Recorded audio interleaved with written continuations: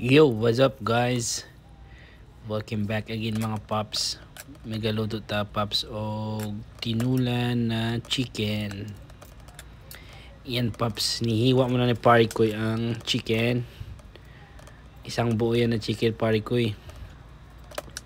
Masarap ngayon magsabaw kasi medyo malamig yung panahon. Yan ang mga paps o. Hiwa-hiwain na, hiwa-hiwain.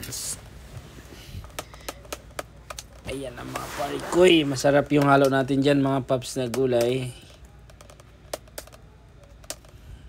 Isang buo na chicken yung isasalang natin ngayon sa tinola mga paps. Ayan na oh. May legs pa yan na naiwan. Tanggalan natin yung puwet. Ayan yung puwet. Alright. Tadta rin. And we gonna cook tinola na chicken.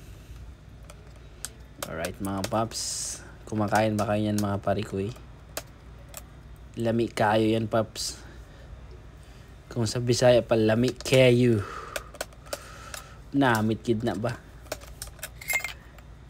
Manyaman ba? Yan o, yan yung sahog natin paps. Meron tayong papaya. Galing pa sa farm natin yan na papaya. Yan, balat-balatan natin paps. Balalatan natin yung papaya, and then meron tayong malunggay. Matamis-tamis yung sabaw niyan mga parikoy. Masarap yan sa taglamig. Yan na. Hiniwa na ni Papso. Hiniwa na sa gitna. Ayan na, hihiwain na ni parikoy. Pang sabaw lang na hiwa Papsa. Sarap-sarap yung sabaw niyan. Wala tayong Bisaya na manok eh. Kaya 45 days siya tayo na manok. Medyo malaki. Yan yung malunggay. Mahal yung malunggay. Galing pa yun sa farm natin ulit mga paps. Yung malunggay ay galing sa farm natin. Marunong ba kayo ng ganyan mga parikoy? Sa Bisaya ano yan eh. Lagos o Lagos o kamunggay ba kay pagatas.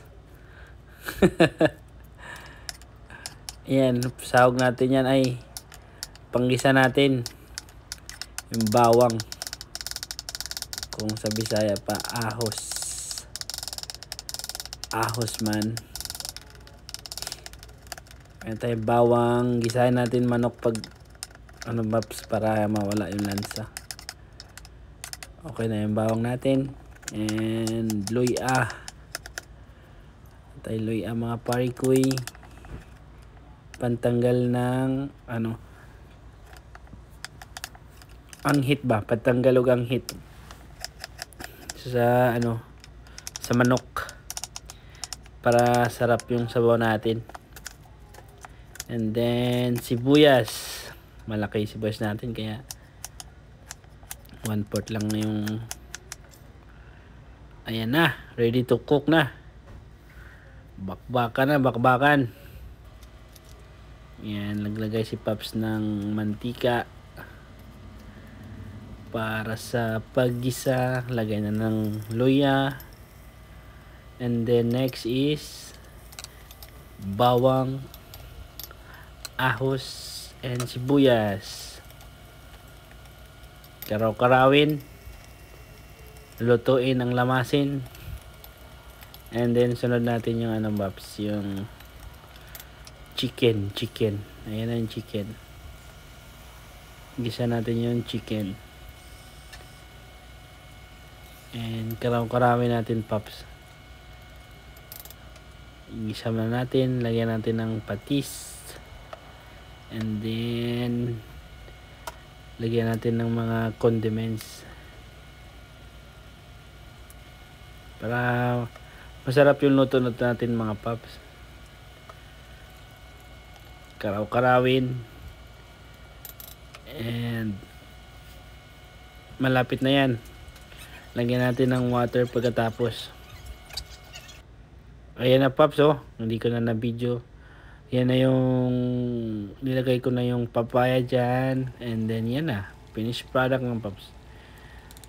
magkain na tayo mga parkoy kasi